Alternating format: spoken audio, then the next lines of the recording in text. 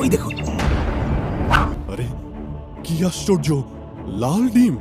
জঙ্গলে শিকার করতে এসে নদীর পাড়ে পড়ে থাকা অদ্ভুত দুটো লাল ডিম দেখতে পেয়ে মহারাজ খুবই খুশি হন। মহারাজ, আর শিকারে যাবেন না?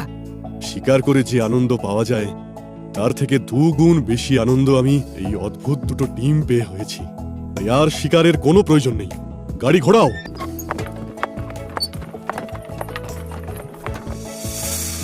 মহারাজের ঘোষণায় সেই অদ্ভুত দুটি লাল ডিম দেখতে গোটা রাজ্যবাসী ভিড় জমায়। সত্যি মহারাজ, এমন অদ্ভুত লাল ডিম আমরা আগে কোনো দিনও দেখার ভাগ্য করে উঠতে পারিনি। হ্যাঁ বীর, তাই তো তোমাদের সকলকে নিজ চক্ষে চাক্ষুষ করার জন্য এই দুটো অদ্ভুত ডিম আমার সাথে করে রাজ্যে নিয়ে এলাম।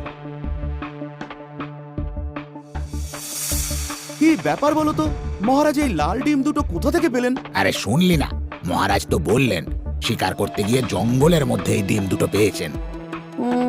ব্যাপারটা কেমন গন্ডগোলে মনে হচ্ছে না? রাজ্যের লোকেরা কৌতূহলের বসে এই অদ্ভুত ডিম দুটোকে নিয়ে নানান রকমের আলোচনা করতে শুরু করে। এদিকে মহারাজ সারা দিন ধরে তার ঘরে বসে সেই দুটো ডিম এক নজরে দেখতে থাকে।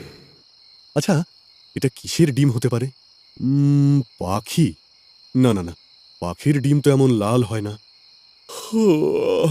খুব ঘুম পাচ্ছে, অনেক রাতও হলো, এবার একটু বিশ্রাম নেওয়া যাক। মহারাজ ডিম দুটোকে তার মাথার কাছে রেখে গভীর ঘুমে আচ্ছন্ন হয়ে পড়েন। এদিকে মধ্যরাতে একটা খটখট শব্দে হঠাৎই মহারাজের ঘুম ভেঙে যায়। কিসের একটা শব্দ হচ্ছে না? আরে ডিম দুটো তো নড়ছে, কিন্তু কিন্তু হঠাৎ ডিমগুলো এভাবে নড়ছে কেন? প্রচন্ড জোরে একটি শব্দের মাধ্যমে ডিম দুটো ফেটে যায় এবং দুটো ডিম থেকে দুটো অদ্ভুত প্রাণী বেরিয়ে আসে।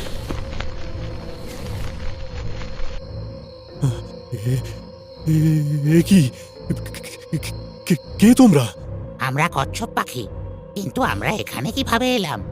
জঙ্গলে শিকার করতে গিয়ে নদীর ধারে আমি তোমাদের ডিম দুটোকে দেখতে পেয়েছিলাম, তাই তোমাদের আমার রাজ্যে নিয়ে এসেছি। মিথ্যে কথা, তুমি আমাদের চুরি করেছো। আমি মিথ্যে কথা বলছি না, আমি চুরি করিনি। বিশ্বাস করে না, আমরা মানুষদের বিশ্বাস করে না। মানুষরা খুব খারাপ, তারা আমাদের ক্ষতি চায়। বলো আমাদের বাকি বন্ধুরা কোথায়? বলো, নইলে তোমাকে ঠুকরে ঠুকরে শেষ করে ফেলবো। তাড়াতাড়ি বলো। বিশ্বাস করো, আমি জানি না তোমাদের বাকি বন্ধুরা কোথায়। হ্যাঁ, আর তোমরা চাইলে উড়েও যেতে পারো, আমি তোমাদের বাধা দেব। চলে তো আমরা যাবই, কিন্তু তোমাকেও আমাদের রাজ্যে নিয়ে যাব, কারণ তুমি আমাদের বাকি বন্ধুদের লুকিয়ে রেখেছো। না না, আমি কিছু করিনি, আমি কিছু করিনি। আমাদের কচ্ছপ পাখিদের চুরি করার কারণে তোমাকে শাস্তি পেতে হবে, আর সেই শাস্তি দেবে আমাদের রাজা মশাই। ছেড়ে দাও, ছেড়ে দাও, ছেড়ে দাও, ছেড়ে দাও।